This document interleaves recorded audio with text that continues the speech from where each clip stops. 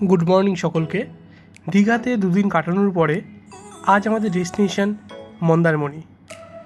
সমুদ্রের সৌন্দর্য দেখতে দেখতে আমরা এগিয়ে চললাম মন্দারমণির দিকে।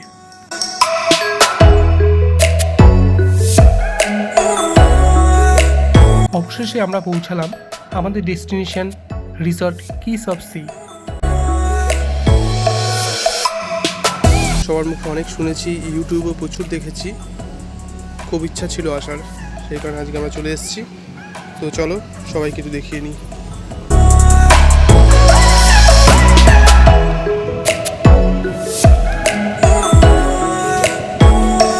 বাদিকে এটা রিসেপশন।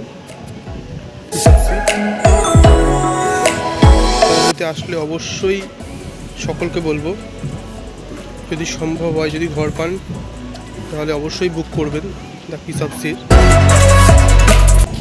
ঘর পাওয়াটা খুবই চাপের, আপনাদের মোটামুটি 15 দিন আগেই বুক করতে হবে। আমার যেই রুমটা থাকার ইচ্ছা ছিল সেই রুমটা আমিও পাইনি 10 দিন আগে বুক করে।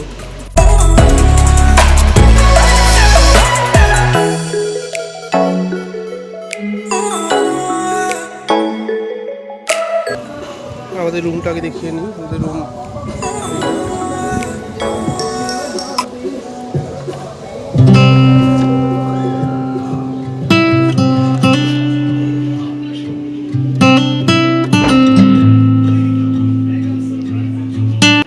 সোফা রয়েছে,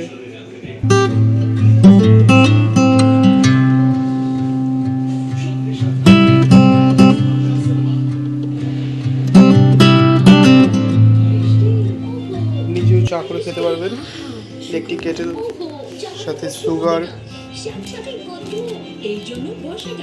এভরিডে মিল্ক, টি ব্যাগ এবং কমপ্লিমেন্টারি দুখানা কিনলের বোতল 500।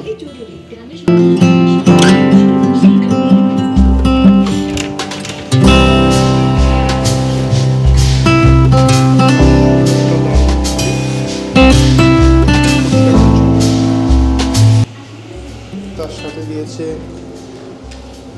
দুখানা ব্রাশ, চিরুনি, পেস্ট রয়েছে, সাবান রয়েছে এবং ক্লিনিক প্লাস শ্যাম্পু।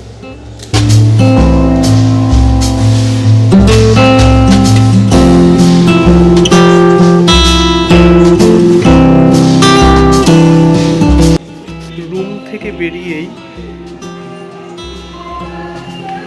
বাদিকেই আমাদের ঘরের সঙ্গে অ্যাটাচ সুইমিং পুল।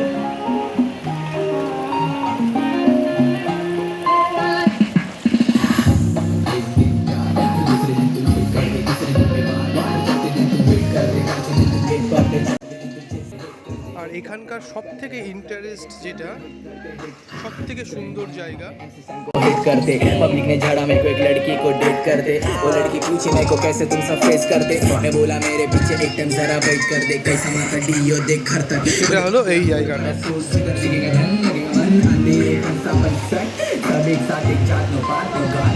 এখন যদিও আস্তে আস্তে ভাটা হচ্ছে, আপনি যদি জোয়ারের সময় অথবা যখন ভরা কোটাল থাকে সেই টাইমে যদি আসেন তো সব থেকে ভালো সুন্দর একটি মুহূর্ত উপভোগ করবেন।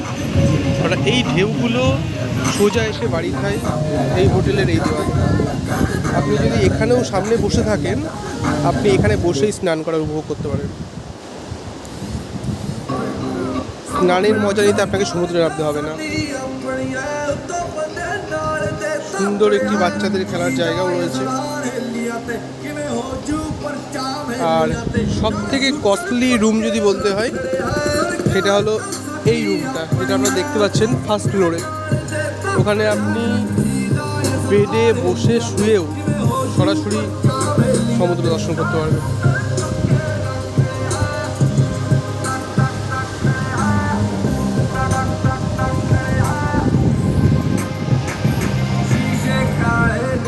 এই রুমটা যদি আমরা পাইনি, আমরা পেয়েছিলাম নিচেরটা।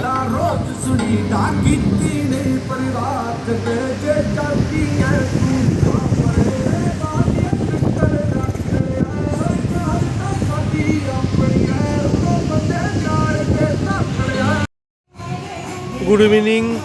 চলুন সবাইকে আবার দেখে নিই সন্ধেবেলার ভিউটা। তা কি সাবসি সন্ধেবেলার ভিউটা কি অসাধারণ।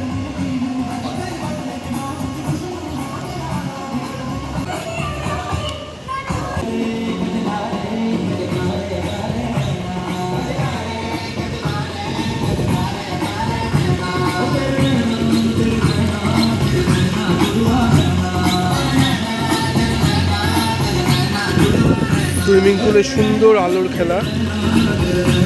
রাত 10:30 অবধি সুইমিং পুল অ্যালাউ আছে।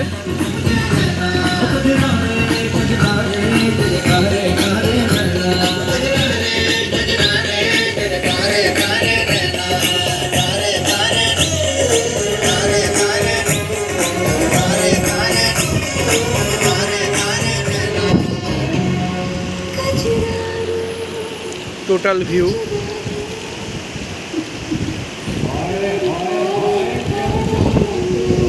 ইতিমধ্যে জোয়ারও আসা শুরু করে দিয়েছে, সমুদ্র এখন উত্তাল।